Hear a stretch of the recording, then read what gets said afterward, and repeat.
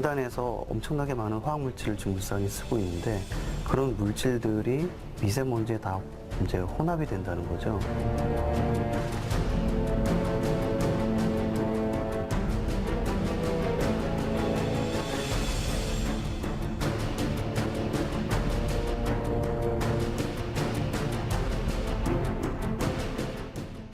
네, 전문가의 명쾌한 분석이 함께하는 심층 취재 코너 뉴스 침투입니다. 이번 주 침투 요원은 선우석 기자고요. 저희가 매주 어떤 이야기를 할까 고심하지만 이번 주는 정말 이 이야기를 안 할 수가 없게 됐습니다. 네, 해마다 봄철이면 미세먼지가 기승을 부리지만 올해는 유독 더 심한 것 같습니다. 최근 미세먼지는 하늘이 뿌옇다는 정도를 넘어서 나다니면 숨쉬기 힘들 정도인데요. 그런데 더 심각한 문제는 울산의 미세먼지가 다른 도시에 비해서 훨씬 더 위험하다는 것입니다. 아, 그렇군요. 자, 지난 3월 5일 미세먼지가 정말 한반도를 공습했다, 점령했다 할 정도로 심각했는데 그날로 한번 돌아가 볼게요. 그렇죠. 예. 아마 아까 그 화면에 나온 예. 영상이 아마 그때 영상이 아닌가 보여지는데요. 울산의 경우에 3월 5일 날 오전에는 그래도 괜찮았죠. 예. 근데 오후에는 다른 지역과 마찬가지로 100 마이크로그램을 넘어서는 그런 미세먼지 농도를 보였고요. 당시에 서울이나 경기 나머지 지역들에 대해서는 오전부터 100 마이크로그램을 넘었고요. 예. 오후에 가서는 200 마이크로그램을 넘을 정도로 미세먼지가 심각했습니다. 이 지금 울산의 미세먼지가 지금 일시적인 현상이 아닙니다. 3월 1일에 이미 주의보가 내려졌었는데 불과 나흘 만인 3월 5일 오후 5시 5분에 또다시 초미세먼지 주의보가 또다시 내려졌습니다. 올해 들어서만 벌써 5번째인데요. 이제 좀 일상화되고 있다는 것이 더 큰 문제인 것 같습니다. 네, 세 분도 그날 재난 문자 받으셨죠? 네네. 저는 또 어디서 지진이 났나 해서 봤는데 재난 문자, 미세먼지 주의보 이렇게 왔더라고요. 그러니까 이제 미세먼지도 정말 재난이구나 좀 이렇게 느껴졌었는데 지난달부터인가 미세먼지 특별법도 시행이 됐잖아요. 예, 지금 미세먼지가 워낙 문제가 되고 있다 보니까요. 지난 2019년 2월 15일이었지요. 이 미세먼지 저감 및 관리에 관한 특별법이 시행되었습니다. 이 법에 따르면 초미세먼지 평균 농도가 당일 세제곱미터당 50 마이크로그램을 넘어서고 예. 다음 날 평균도 세제곱미터당 50 마이크로그램을 넘어설 것으로 예상되면 시도지사가 비상저감 조치를 시행할 수 있도록 하고 있습니다. 예, 비상저감 조치. 요즘 시민들께서 많이 들으실 텐데 이게 구체적으로 어떤 내용들이 좀 되는 거죠? 매일 아마 시청자 여러분 함께하고 계실 것 같은데요. 예. 미세먼지 비상저감 조치가 취해지면 미세먼지 대량 배출 시설의 가동 시간과 가동률을 조정하게 할 수 있고요. 그다음에 먼지가 많이 나는 대형 공사장의 공사 시간도 조정할 수 있도록 되어 있습니다. 예. 또한 배출가스 5등급 이하의 차량에 대해서는 운행을 정지시킬 수도 있는 그런 조치가 가능합니다. 예. 울산에 또 비상저감 조치가 발령이 됐습니다. 예, 언제부터죠? 네, 지난 22일에 울산에서 처음으로 미세먼지 저감 조치가 발령이 됐는데요. 그날 당일 미세먼지가 어느 정도 됐고 또 저감 조치는 어떻게 취해졌는지 화면을 먼저 보시겠습니다. 최악의 미세먼지 사태가 계속되고 있지만 행정당국이나 시민의 대응은 아직 미숙하기 그지없었습니다. 미세먼지 특별법이 시행된 일주일 뒤인 지난 2월 22일 울산에서 처음으로 미세먼지 비상저감 조치가 내려졌습니다. 울산의 공공기관 193곳에서 차량 이부제가 실시되면서 출근 시간 울산시청 입구는 한산한 모습이었습니다. 많이는 없고 한두 대 잘 지켜지는 것 같습니다. 그러나 울산시 산하기관의 주차장은 상황이 전혀 다릅니다. 운행이 금지된 끝번호 홀수 차량이 줄지어 들어옵니다.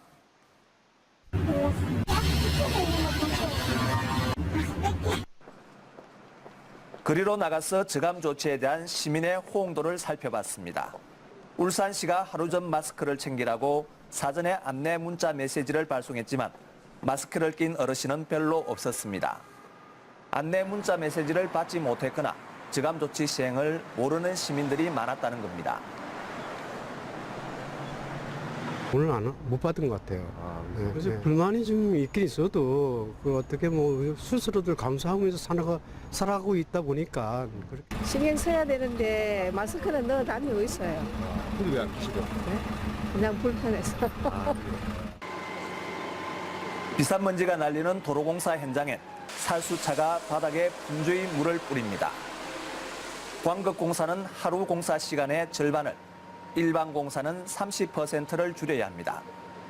울산에서는 모두 217개 건설 공사 현장이 억제 대상인데 시공사 입장에선 시간과 비용 손해가 이만저만이 아닙니다. 단축이 되고 하면 관리라든지 이런 부분들이 노선들이 많이 생기다 보니까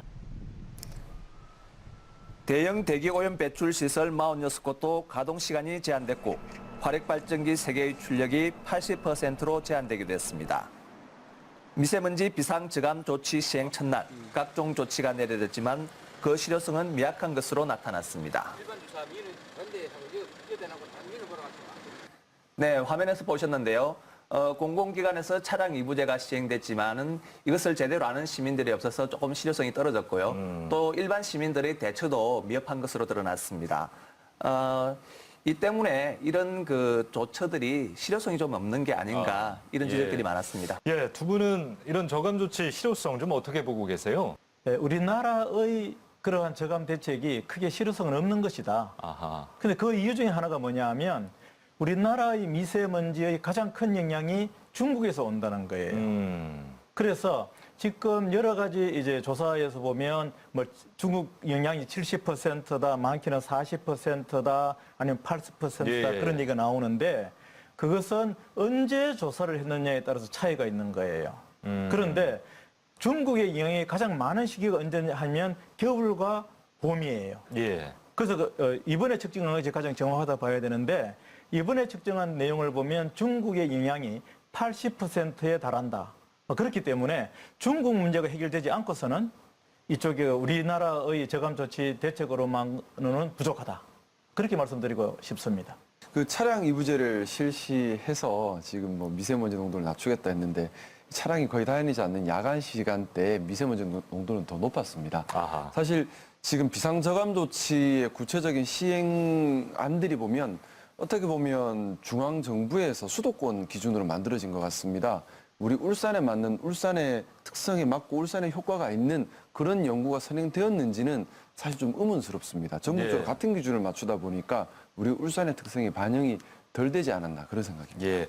저는 지난주 화요일, 수요일로 기억을 하는데 전국적으로 뭐 비상저감 조치가 시행되고 그런 상황에서 울산과 부산만 농도가 좀 낮다 해서 시행되지가 않았어요. 예. 그래서 아이고 다행이구나 했는데 이걸 보고 깜짝 놀랐습니다. 울산의 미세먼지 독성이 서울의 8배나 된다고요. 이건 무슨 얘기입니까?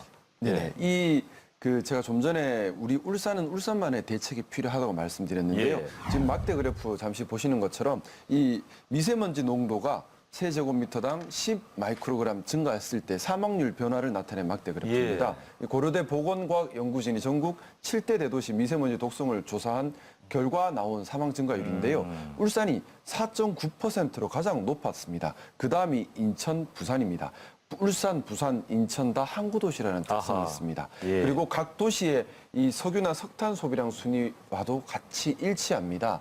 달리 말하면 지금 미세먼지가 늘고 줄고를 떠나서 미세먼지 자체의 독성도 우리는 고려해야 하고 울산 같은 경우는 미세먼지 농도가 많고 적음을 떠나서 특히나 지금 항구 도시인 경우에 다 같이 그 사망률이 높게 나오는데요. 아무래도 선박에서 나오는 그런 좀 나쁜 오염물질이나 또 울산 같은 경우는 화학공단이나 이런 산업시설에서 배출되는 또 오염물질 이런 부분들도 영향을 많이 미칠 것 같습니다.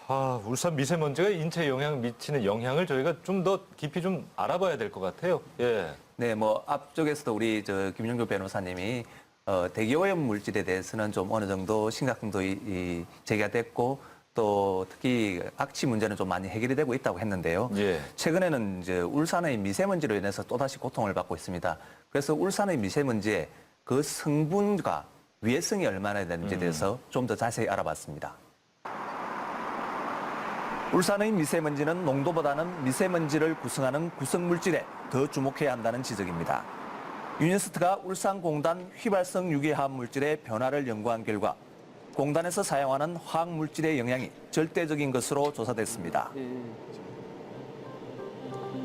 정유회사 주변을 중심으로 악취를 유발하는 유독물질인 벤젠 농도가 다른 지역에 비해서 크게 높았고 자동차 산업이 발달한 북부엔 또 다른 유독 물질인 톨루엔 농도가 높게 나왔습니다. 조선산업이 발달한 동구와 자동차 공업 지역인 북구에서는 에틸벤젠과 자일렌의 농도가 다른 지역에 비해서 현저하게 높은 것으로 나타났습니다. 공단에서 엄청나게 많은 화학물질을 지금 울산이 쓰고 있는데 그런 물질들이 미세먼지에 다 이제 혼합이 된다는 거죠. 그래서 이제 그런 물질들이 상당수는 독성 물질로 알려져 있기 때문에 이게 울산에서의 미세먼지는 농도가 낮더라도 오히려 독성 자체는 늘어날 수 있다. 고려대학교 연구진은 화석 연료를 뗄 때 나오는 이산화황에 주목했는데요. 농도가 세제곱미터당 10마이크로그램 높아질 때 사망 증가율은 8배까지 높아지는 것으로 나타났습니다. 농도 관리뿐만이 아니라 미세먼지 질적 관리의 측면에서도 좀 저희가 관심을 가져야 되는데 미세먼지를 구성하고 있는 화학적 성분, 특히 이제 그 화학적 성분이라는 게 결국에 우리 시민의 입장에서는 건강에 영향과 관련된 건데 그런 부분은 저희가 규정하지 않아. 농도보다는 미세먼지의 성분에 따라서 위해성이 다르다는 것이 입증된 첫 연구 결과입니다. 또 항만도시 울산에선 선박 매연이 미세먼지 발생원의 20% 정도를 차지하는 것으로 추정됩니다. 아웅산가스 배출이 높은 고유황유를 사용하는 컨테이너선 한 척이 배출하는 초미세먼지는 트럭 50만 대와 맞먹습니다. 특히 선박 매연이 해풍을 타고 공단을 지나 거주 지역으로 유입되면서 미세먼지 물질이 섞이게 돼서 원인 파악에 어려움을 더하고 있습니다. 선박 배출에 대한 거는 전혀 빠졌죠. 그래서 울산 같은 경우에는 선박 배출이 상당히 중요한 도시인데 뭐 비상저감 대책을 아무리 공장이나 뭐 자동차 위주로 하더라도 선박이 빠지면은 뭐 실질적인 어떤 효과를 보기는 상당히 어려워지는 거죠. 울산시도 이 같은 지역적 특성을 감안해서 특별한 저감 대책을 추진하고 있다고 밝혔습니다. 다른 대도시는 차량이 미세먼지의 주범이지만 공단과 항만을 낀 울산은 원인이 확연히 다르기 때문입니다. 연안을 끼고 있기 때문에 우리는 부산과 인천을 연동해서 법령 개정이라든지 그 선박에 나는 미세먼지에 대한 전력을 공급하는 육상 공급 정체라든지 이런 걸 추진하고 있습니다. 대규모 국가 산업단지인 울산은 지난 1986년 대기특별대책지역으로 지정 고시됐습니다. 이 때문에 국가 기준보다 강한 다양한 대책이 추진되고 있는데요. 미세먼지에 대해서도 이 같은 대책과 정부의 지원이 절실하다는 지적입니다. 이 같은 유니스터의 연구는 울산공단 14개 지점에서 휘발성 유기화합 물질 28종류를 2014년 여름부터 이듬해 봄까지 1년 동안 연구한 결과를 올 초에 논문으로 발표한 것인데요. 예. 주변 대기 오염원의 원인이 무엇이고 또 그것이 주변 주거지역에 어떻게 영향을 미치는가가 주된 목적이었는데요.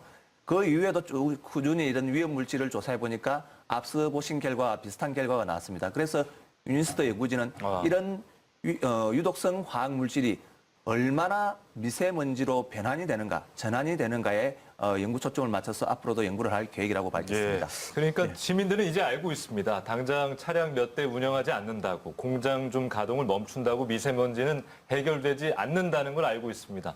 좀 더 멀리 바라보는 시각이 필요할 것 같은데 어떻습니까? 네, 맞습니다. 예. 지금 마냥 중국 탓을 하고 우리가 손 놓고 있을 수도 없고요. 또 우리 울산만의 미세먼지 발생 원인이 있기 때문에 이것을 해결하는 노력들이 갖춰져야 될 겁니다. 이와 관련해서 미세먼지 차단 숲을 조성하자는 그런 안이 지금 나오고 있는데요. 울산시는 2030년까지 국가산업단지 주변에 축구장 150개 크기의 미세먼지 잡는 도시숲을 조성할 계획이라고 합니다. 4,193억 원의 사업비로 남구 상계동에서 북구 연암동에 이르는 길이 11.8km, 폭 20에서 50m, 면적으로 치면 162.5헥타르 규모의 국가산단 주변 녹지 조성 계획을 가지고 있는데요. 연 경유차 903대분의 오염 저감 효과를 가져올 것으로 기대되고 있습니다. 예. 우리 두 분 변호사님은 예. 지난주에 법원에 이렇게 사무실에 좀 많이 계셨죠? 뭐 방 안에 있으니까. 방 안에 있으니까. 우리 선 기자님은 미세먼지 취재한다고 바깥을 엄청 돌아다니셨는데 고생 좀 하셨겠어요. 네. 예. 제가 난생 처음으로 지금 이번 일주일 내내 이비인후과를 다니고 있습니다. 아이고. 아마 이게 미세먼지와 무관치 않을 것으로 보이는데요. 지금은 밖으로 나가는 것만 해도 굉장히 좀 공포스러울 정도입니다. 더구나 울산의 미세먼지는 그 구성 물질에 있어서 유해 화학 물질로 인해서 굉장히 위해성이 높다고 된 것인 만큼 이 부분에 대한 연구가 집중돼서 울산에 맞는 맞춤 대책이 나올 수 있도록 원인 연구가 좀 더 활발히 돼야 될 것으로 보입니다. 예. 자, 김영주 변호사님. 예. 저희 시사본부에서 이 뾰족한 수 하나 내놓으시면 아주 유명 인사가 되실 것 같은데. 그렇게요. 예, 앞으로 우리 어떻게 해야 되는 거예요? 네, 방금 예. 우리 그 편스님께서 이 말씀하셨잖아요. 경험을 말씀하셨는데 제가 매일 아침마다 문수산을 다니고 있습니다. 네. 예전에는 문수산을 아침에 조깅을 한다든가 좀 다니고 나도 아주 몸이 상쾌했는데 지난주의 경우에는 아침에 문수산을 가서 조깅을 하고 오면 예. 목에서 가래가 나와요. 아, 그만큼 아쉬운 공기 자체도 나쁘다는 이야기겠죠. 예. 그런데 이러한 대기 오염의 문제 그리고 미세먼지의 문제는 방금 저희들이 많은 문제의 해결책을 미시적인 부분에서 찾아봤습니다.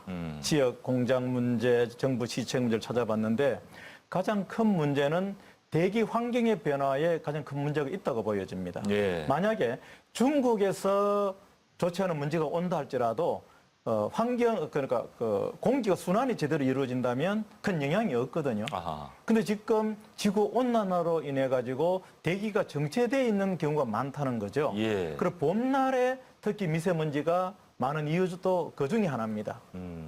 공기가 정체되어 있다 보니 먼지가 쌓일 수밖에 없고 공기가 나빠질 수밖에 없는 예. 거죠. 그래서 대기 환경을 오염시킨 저희들의 책임이다.